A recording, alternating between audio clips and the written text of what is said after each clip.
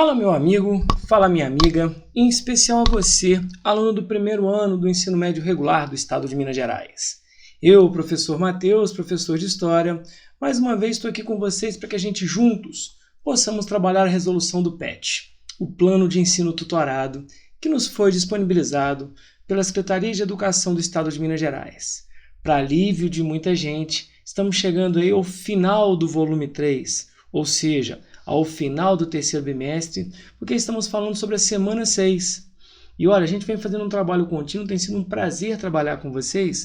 E a temática de hoje que a gente tem para fechar, iremos falar sobre o famoso Quilombo dos Palmares e a Revolta dos Malês. Bom, esse aqui é um assunto interessante, mas antes de eu falar sobre esses assuntos, que tem muita relevância histórica, queria convidar vocês a conhecer o nosso projeto.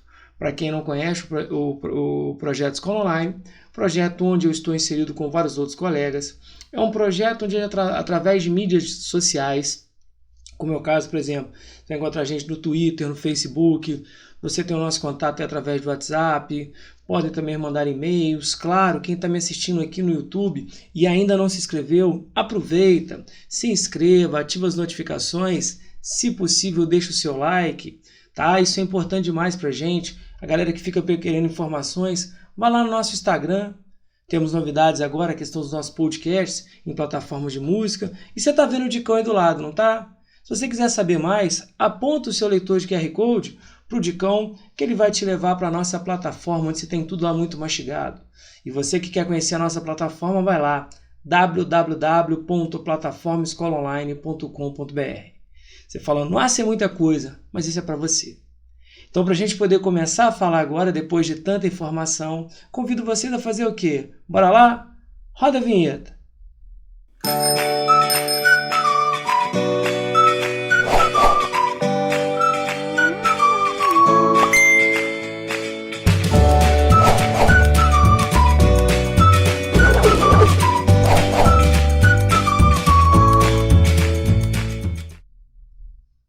Bacana, né? Vamos descer a ripa, vamos fazer a coisa funcionar. Galera, vamos começar aqui a falar sobre o famoso Quilombo dos Palmares. Para a gente começar a falar sobre Quilombo, primeiro a gente vai entender que Quilombo é o nome dado para aquele núcleo de resistência formado em sua maioria por escravizados foragidos, mas lembrem-se que nos quilombos, que é uma palavra que vem da língua angolana, que significa núcleo de resistência, você não tem a presença exclusiva de escravizados foragidos. Havia mestiços, nativos, homens pobres e, detalhe, aonde no Brasil houve um instrumento, o Instituto da Escravidão, você teve a resistência através de quilombos. Claro, o mais famoso acaba sendo Palmares, mas nós tivemos o Mestre Ambrósio em Minas Gerais, entre vários e vários outros. Mas o que foi o Quilombo de Palmares? A localização na Serra da Barriga, no atual município de União dos Palmares, em Alagoas, ou seja, localizado no Nordeste brasileiro. No Brasil colônia, pertencia à capitania de Pernambuco. Tá? Para quem quiser identificar, você vê uma imagem aí, uma pintura óbvio que fala sobre a vida dentro de um quilombo. Qual foi o período que existiu? Tá? Ele vai pegar o final do século XVI, tá? 1597, segundo relatos que nós temos, final do século XVI até início do século XVII. Tá? Então eles falam que existem núcleos de resistência até 1710, mas a história de Palmares é contada nesse período, tá, galera? Finalzinho do século XVI e até quase o final do século XVII. Fase da história, todo mundo aqui sabe que é a época do Brasil colônia e o período onde os holandeses estariam invadindo. Depois a gente vai falar um pouco sobre a União Ibérica, quando os holandeses foram expulsos pelos espanhóis e fizeram duas invasões. A primeira invasão que vai acontecer em Salvador, quando eles estão dispostos a recuperar a economia açucareira, e a segunda, claro, quando eles realmente vão invadir a região de Pernambuco. Ok? Quando a gente fala sobre o Quilombo de Palmares, nós temos Ganga Zumba, que foi a grande liderança inicial que governa Palmares entre 1670 e 78, e seu sobrinho, que se torna referência, que é Zumbi de Palmares, que vai ficar até a sua captura e morte. A esposa de Zumbi, Dandara, destacou-se como guerreira, organizando a resistência feminina a invasões pelas quais o quilombo passou. Todo mundo fala sobre Zumbi, mas muita gente tem que lembrar em cima aqui, ó, a figura de Ganga Zumba. Obviamente, nós temos aí, claro, a referência de Zumbi dos Palmares e para a gente poder trazer também, dar um voto de confiança em nossas palmas para uma líder que foi Dandara, esposa, tá, de Zumbi dos Palmares. Qual é a importância histórica? Foi o maior e mais organizado quilombo do Brasil, tendo existido por quase um século. Por isso, tornou-se símbolo da luta dos escravizados contra a escravidão. O local em que existe hoje em dia é o Parque Memorial Quilombo dos Palmares. A data da morte de Zumbi, 20 de novembro, é o Dia Nacional da Consciência Negra. Por sinal, em vários estados do Brasil, essa data já é considerada feriado. Minas Gerais ainda tem um pouco dessa mentalidade escravista, ainda não se posicionou. Mas Rio, São Paulo, entre vários outros estados, já consideram o Dia da Consciência Negra como um feriado, tá? Para que a gente realmente rememore a importância histórica dessas lideranças. Beleza? O que a gente tem para falar sobre Quilombo dos Palmares? Os primeiros registros sobre Quilombo dos Palmares são de 1597, então repito, tá? Você vai estar pegando aí, galera, olha só, finalzinho do século XVI, quando então formado por escravizados que conseguiam fugir das lavouras de cana-de-açúcar da então Capitania de Pernambuco, lembra? A principal produtora de cana, a Capitania de Pernambuco, que se esconderam no alto da Serra da Barriga, em meio a uma densa Mata Atlântica, que ainda existia nessa região do país. Cresceu muito ao longo dos anos, principalmente na segunda fase das invasões holandesas, quando os senhores de engenho, preocupados em organizar tropas para expulsar os holandeses, relaxaram a vigilância sobre os escravizados, que trabalhavam em todas as fases do plantio da cana e da produção do açúcar para exportação da Europa. Outra, o período que os holandeses estiveram no Brasil, que a gente pode chamar de que do período onde nós formamos o Nordeste a Nova Holanda, é bom a gente destacar também que os holandeses não eram católicos, como portugueses. Então, em alguns pontos, eles permitem a liberdade de culto, inclusive dando ao escravizado uma forma de você recuperar a sua memória. Lembra quando a gente falou sobre a questão do sincretismo religioso? Beleza, galera. Palmares foi uma área enorme, formada por vários núcleos habitacionais, mocambos, onde também viveram indígenas e brancos pobres. Então, vejam, para a galera que acha que só vão viver escravizados, está aqui, ó, indígenas e brancos pobres. Seus habitantes viviam da caça, da pesca, da coleta de frutas e da agricultura. Agricultura ali subsistente, feijão, milho, mandioca, banana, laranja e cana-de-açúcar. Além disso, faziam cerâmicas e cestos e praticavam a metalurgia. Notem que havia uma habilidade com a questão de produtos de ferro.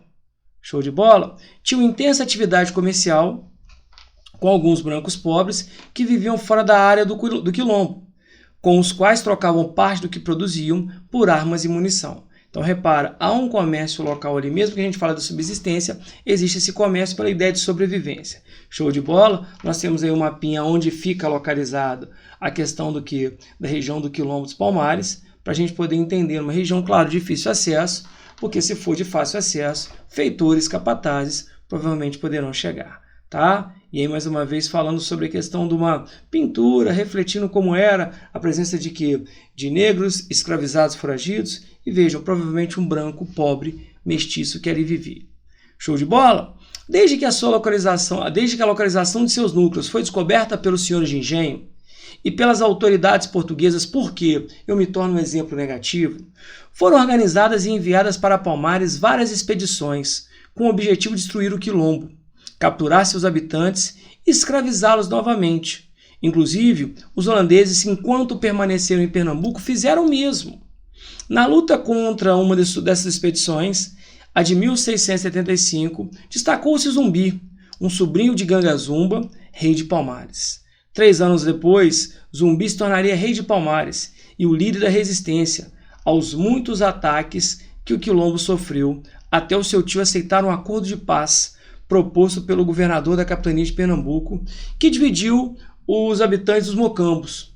Alguns foram embora com Gangazumba para o Vale do Cacau, onde perceberam que foram enganados. Então repara que numa tentativa de forjar uma paz, os portugueses enganam a liderança.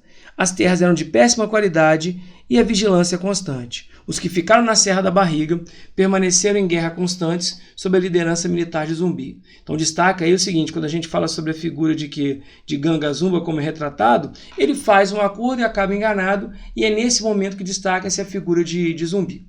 Ok? Tem uma história que conta que Zumbi Ele foi criado dentro do catolicismo, criado por um padre, mas depois ele resolve ir para Palmares, onde ele irá se encontrar. Show de bola, galera, beleza? Então vamos lá, tá? Como era muito complicado derrotar Palmares, em 1687, os senhores de engenho e o governador da capitania de Pernambuco se uniram para contratar o bandeirante paulista Domingos Jorge Velho. Esse aqui, ó, para a galera que quiser conhecer. Por quê? Havia, galera, entre as expedições bandeirantes, uma prática chamada de sertanismo de contrato. O que era o sertanismo de contrato, galera? Eram bandeirantes que eram contratados por senhores para recapturar escravos foragidos e também escravizados foragidos e destruir quilombos. Tá? Então, Domingos Jorge Velho, que hoje é uma figura controversa na história, ele foi contratado, tá? E os homens de seu grupo para destruir os núcleos do quilombo. A guerra começou em 1692, com a vitória parcial dos quilombolas. Em 1694, com um reforço de 6.000 homens para ajudarem os bandeirantes, inclusive com o uso de canhões. As batalhas duraram um mês. Ao final desse período, os quilombolas foram derrotados. Zumbi consegue fugir e se refugia nas matas. No ano seguinte, o seu esconderijo foi delatado. Em 20 de novembro de 1695, a principal liderança de Palmares, Zumbi, cai numa emboscada e é morto. Os poucos quilombolas, quem são os quilombolas? Lembra? Habitantes dos quilombos, que conseguiram sobreviver aos ataques e fugir, resistiram até 1710, quando o quilombo é totalmente desfeito. Tá? E aí você fala muito da questão do quê? Da liderança, do papel expressivo que nós temos na figura de cima de Zumbi dos Palmares. Show de bola? Então, realmente, a gente quando fala em quilombo, a gente fala de núcleo de resistência, nós temos aqui na figura de Palmares de Zumbi uma liderança absurda. Inclusive, repito, durante muito tempo, se construiu a imagem de Domingos Jorge Velho, o bandeirante responsável por destruir Palmares como herói. E hoje a gente começa a perceber que não é tão herói assim. Show de bola? Então, realmente, você tem em Palmares uma referência dentro do que? Da resistência, do combate à opressão aos escravizados. Mas eu também não posso deixar de falar sobre o que, galera? Olha só, a revolta dos malês. Alguns vão falar maleses. Então, vamos lá, o que foi a revolta dos malês? Ela vai estar acontecendo em Salvador, tá? E olha só, galera, olha que coisa curiosa. É um episódio de uma noite, de 24 para 25 de janeiro de 1865. O que está acontecendo? Que período é esse, galera? Então vejam, em pleno século XIX, tá?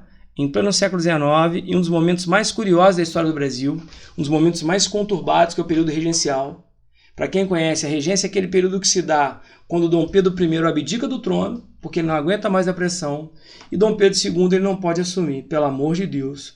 Por que Dom Pedro II não pode assumir, professor? Ah, ele era de menor. Gente, ele era menor de idade. Tá? Dom Pedro I sai e Dom Pedro II, seu filho, seu herdeiro homem, tinha apenas 5 anos. Então é um momento muito controverso, onde você vai ter, além da revolta dos malês, várias e várias outras rebeliões regenciais. Alguém aqui já ouviu falar sobre cabanagem, sabinada, balaiada, farroupilha. Então o malês ele se enquadra nesse período. Tá? Quais eram os objetivos da revolta dos malês? Tá? Libertar a população escravizada da religião muçulmana. Em malê, no idioma urubá, significa muçulmano. Então lembra, galera, quando você pegar uma questão que se refira à revolta do malês, eu estou falando sobre o quê? Sobre escravizados muçulmanos que não aceitavam aquela condição de opressão. Tá? Como que ela foi feita? Através de uma rebelião generalizada de escravizados de religião muçulmana nascidos na África, em muitos lugares, diferente das ruas de Salvador, no mesmo horário.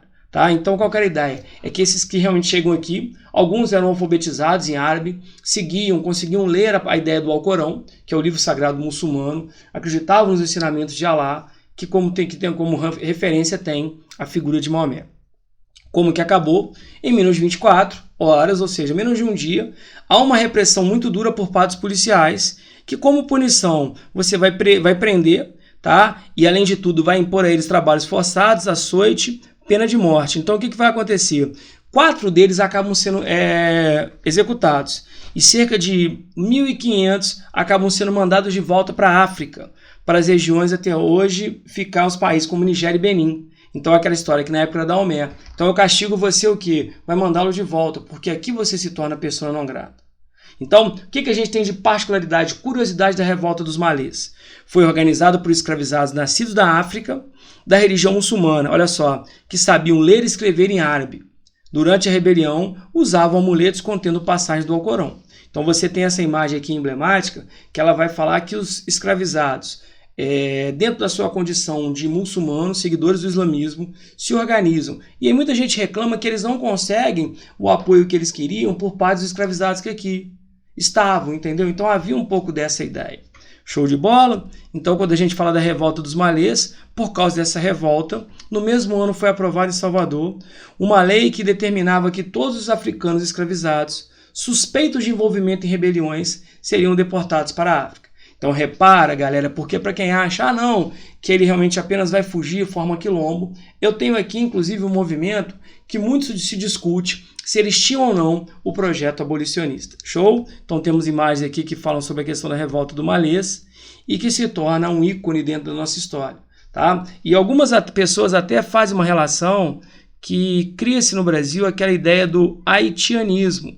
Havia um medo de que, por exemplo, você que já estudou um pouco de história, sabe que o Haiti, antiga colônia francesa de São Domingos, se torna a primeira e única colônia da América a se emancipar de uma metrópole europeia através do movimento negro popular composto por ex-escravizados. Show de bola? Beleza, galera? Fizemos um apanhado de dois movimentos importantes. Bora lá meter a ripa. No Brasil, o quilombo foi uma das formas de existência da população escrava. Sobre os quilombos no Brasil, é correto afirmar que vamos lá. O maior número de quilombos se concentrou na região nordeste do Brasil, em função da decadência da lavoura cafeeira, já que nos fazendeiros, impossibilitados de sustentar os escravos, incentivavam-lhes a fuga. Pelo contrário, na época do café, você já está começando aqui na região sudeste a substituir os escravizados pelos imigrantes. Show? O maior dos quilombos brasileiros, Palmares, foi extinto a partir de um acordo entre Zumbi e o governador de Pernambuco, que se comprometeu a não punir os escravos que desejassem retornar às fazendas. Detalhe, quem faz o acordo não é Zumbi, e sim seu tio Ganga Zumba. Não é? Então lembra disso? Existência de poucos quilombos na região norte pode ser explicada pela administração diferenciada, já que no estado do Grão-Pará e Maranhão, a coroa portuguesa havia proibido a escravidão negra. Galera, o Brasil é o último país da América a abolir em definitivo a escravidão. Tá? Inclusive, por exemplo, a escravidão, ela realmente é o seguinte, ela demora até, por exemplo, a gente vai ter a abolição da escravatura em 3 de maio de 88, o estado, por exemplo, né, a província do Amazonas, o estado do Amazonas, demora um ano ainda para que isso aconteça. A quase inexistência de quilombos no sul do Brasil se relaciona a pequena porcentagem de negros na região, o que também permitiu que lá não ocorresse questões ligadas à segregação racial. Galera, até aqui beleza. Agora, será que não tem no sul? É um dos estados onde mais tem problema em relação ao quê? Em relação à questão de segregação. Inclusive, em 2020, nós tivemos o Dia da Consciência Negra, tá? Um homem negro, tá? O João Alberto, sendo morto por policiais no Carrefour de Porto Alegre. Beleza? Então, não sobra a letra E. O que ela fala? A população dos quilombos também era formada por indígenas ameaçados pelos europeus, brancos, pobres e outros aventureiros e desertores, embora predominasse africanos e seus descendentes. Opa, a letra E é a mais certa, nos atende perfeitamente. Show? Eu sei que você fez e conferiu, acho que você foi o quê? Foi na veia. Beleza, galera? Vamos lá? Questão de número 2. O que ela fala? A forma mais elaborada de resistência à escravidão se deu por meio dos quilombos.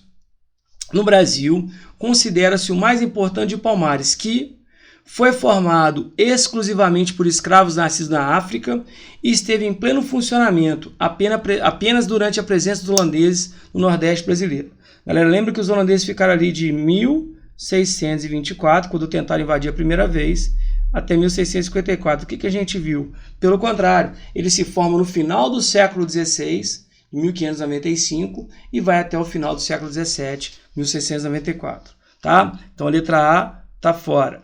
Se formou no final do século XVI, chegou a ter por volta de 20 mil moradores, Beleza? E foi destruído no final do século XVII pela ação de bandeirantes, ou seja, pela ação do líder bandeirante Domingos Jorge Velho. Você fala, opa, essa aqui, galera, essa aqui é a letra B de Botafogo, de Cruzeiro, de Vasco, Série B. Vou falar como flamenguista que a física explica que tudo cai, menos o Flamengo. Então você fala, opa, essa me atende. Letra C. Se especializou durante todo o século XVI na exploração de metais preciosos, abundantes na margem dos rios do interior de Pernambuco. Galera, falamos alguma coisa disso? Para. Foi constituído no final do século XVIII, quer dizer, 1790, já para aqui, ó. Já desqualifica a nossa resposta aqui, não tem problema. Contou com decisivo apoio de importantes senhores de engenho de Pernambuco e da Bahia, com o intuito de sabotar a presença holandesa nessas capitanias. Pelo contrário, ele não tinha um apoio, ele tinha perseguição. Então você percebe aqui que o que vai acontecer? A letra B de Botafogo, Cruzeiro e Vasco acaba sendo a mais certa. Show de bola? Podemos seguir, galera? Vamos ver a questão de número 3. Em 1694, uma expedição chefiada pelo bandeirante Domingos Jorge Velho foi encarregada pelo governo metropolitano, ou seja, pelo governo de Portugal, de destruir o quilombo de Palmares. Isso se deu porque, letra A, os paulistas, excluídos do circuito da produção colonial, centrada no Nordeste, queriam aí estabelecer pontos de comércio, sendo impedidos pelos quilombos. Galera, tem alguma coisa a ver? Pelo contrário, moçada. O que a gente vê? O quilombo era um exemplo negativo. Os paulistas tinham prática na perseguição de índios, aos quais, aliados aos negros de Palmares, ameaçavam o governo com movimentos milenaristas.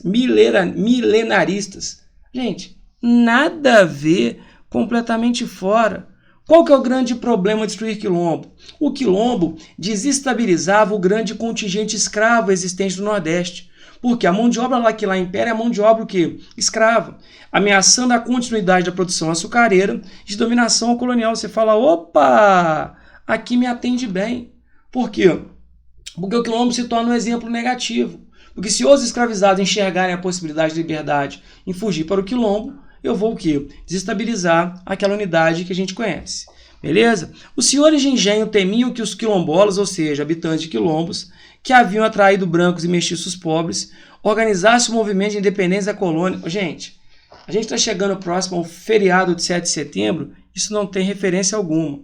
Os aldeamentos de escravos rebeldes incitavam os colonos à revolta contra a metrópole, visando trazer novamente o Nordeste para o domínio holandês, pelo amor de Deus. Então eu sei que você sabe que aqui, galera, a gente vai ter a letra C de mais certa, óbvio, né? Que ela vai falar exatamente sobre o exemplo negativo, tá? C de Cruzeiro, que se não abrir o olho, rumo para ela, hein? Não briguem comigo não, professor Galvão, mas abre o olho, hein? Porque enquanto o Galo vem subindo, o Cruzeiro vem numa draga, mas deixa quieto. Vamos lá, galera, questão de número 4. Na noite de 24 para 25 de janeiro de 35, ou seja, estou falando da revolta do Malês, né? Um grupo de africanos, escravos e libertos ocupou as ruas de Salvador, Bahia, e durante mais de 3 horas enfrentou soldados e civis armados. Os organizadores do levante eram malês, termo pelo qual era conhecido na Bahia, da época, os africanos muçulmanos. Embora durasse pouco tempo, apenas algumas horas, foi o levante de escravos urbanos mais sério ocorrido nas Américas e teve efeitos duradouros para o conjunto do Brasil escravista. Então, galera, o que eu estou falando aqui? Estou falando de uma revolta que vai acontecer, a revolta do Malês. Então, olha lá. O episódio descrito no trecho contribui para a longa duração do tráfico negreiro, pois diante do crescente conflito social, os defensores do escravismo reconheceram que era necessário trazer mais escravos para o Brasil. Bom, tem a ver? Eu estou falando de uma época, o que está acontecendo, gente? Eu estou falando da época da regência. Lembra? Período conturbado, onde Dom Pedro I sai, Dom Pedro II não pode entrar. Então vamos lá, moçada, vejam vocês. Tá? Abolição da escravidão poucos anos depois. Gente, poucos anos depois, a abolição ela vai acontecer em 1888. Então não é poucos, então de cara eu já tiro essa daqui também. A intensificação das tensões no interior da elite de grandes proprietários no contexto da regência, incomodados com diversas revoltas que explodiram na época. Você fala, opa, Então é o seguinte, galera, essa aqui começa a me atender, hein? Por quê? Porque eu tô tendo, além do Malês, várias outras rebeliões.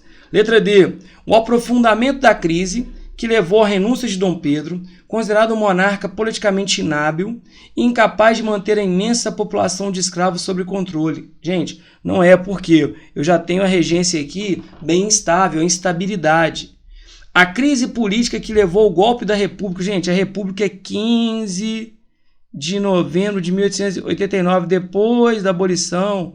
Então, galera, vejam que a letra C aqui é a que melhor me atende, porque é uma época, como eu falei, de instabilidade. Você não sabe a quem obedecer. Dom Pedro I não quer, Dom Pedro II não pode. Show? Beleza? Então, vamos lá. Questão de número 5.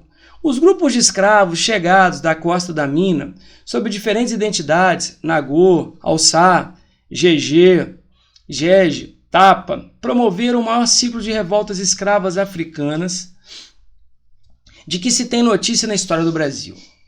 O caráter de resistência sistêmica à escravidão só teve equivalente antes na Guerra dos Palmares e depois nos movimentos abolicionistas da década de 80. Com efeito, entre 1807 e 1835, a Bahia viveu um período de rebeliões contínuas de escravos africanos, cujo ápice foi a Revolta do Malês. Então, no livro do João José Reis, Rebelião Escrava, aqui que eu acabei colocando, essa aqui é a referência. Beleza? Completando 175 anos em 2010, a Revolta do Malês, na Bahia, embora não tenha conseguido modificar a ordem escravista brasileira, teve um aspecto bastante representativo, uma vez que, letra A, foi o levante de escravos urbanos, ou seja, vai acontecer em Salvador, tá? Da sua grande maioria muçulmanos, é o Imalê, mais sério ocorrido no Brasil. Você fala, matei. Mas quando é letra A, você não confia. Letra A de Série A, Flamengo, tal, que não cai, beleza? Mas você fala, por que as outras estão erradas? Letra B, foi o levante de escravos com objetivos claros e definidos, o que justifica a sua longa duração. Se você considerar um dia longa duração, a gente pode parar a resposta aqui. Foi por meio dessa revolta que pela primeira vez um grupo de escravos ocupou, ainda que por um certo período, o poder em Salvador. Eles não chegaram a ocupar. Acabaram sendo massacrados, mortos, deportados. Precipitou a assinatura da Lei Eusébio de Queiroz, que extinguiu o tráfico negreiro. Galera, 1850, Lei Eusébio de Queiroz, na verdade não foi esse o fator, tá? Acelerou a introdução de imigrantes para substituir a mão de obra escrava negra. Não foi exatamente isso, tá? O que vai acontecer, moçada? Mostra que é realmente um movimento sério, mas ela não tem esse poder todo, beleza? Então vejam que no caso a letra A é que é melhor nos atende. Show? E por último, para a gente poder então fechar com chave de ouro, sobre a revolta do Malês ocorrida na Bahia em 1865, é correto afirmar aqui o que ela foi. Letra A, foi uma importante revolta organizada pelos alfaiates. Para quem já estudou um pouquinho, essa aqui na verdade a gente vai chamar de Conjuração Baiana, tá? Aquela que vai acontecer no Brasil em 1798, também chamada de Revolta dos Alfaiates, mas eu estou falando sobre o Malês. Tratou-se de um levante concebido pelos indígenas, os chamados malês, na verdade eu estou falando sobre o que? Escravizados muçulmanos. Foi uma importante revolta organizada pelos africanos, de religião muçulmana, o Imalê, os chamados malês, que visavam a libertação dos escravos. Você fala, na mosca. Tratou-se de uma revolta da pequena burguesia, gente, pelo amor de Deus, para tudo. Foi um significativo levante concebido pelos crioulos, os africanos nascidos aqui, escravizados, nascidos em cativeiro, Então, nesse caso, a letra C de mais certa nos atende. E aí, galera, a gente está fechando aqui, tá? É um prazer estar fechando com vocês aqui o nosso terceiro bimestre, o módulo 3. E qualquer dúvida que tiver, vá lá no YouTube, beleza? Pode colocar sua dúvida. Espero mais uma vez ter conseguido agradar. Beleza? Fiquem com Deus. No que precisar, à disposição. Tchau, tchau.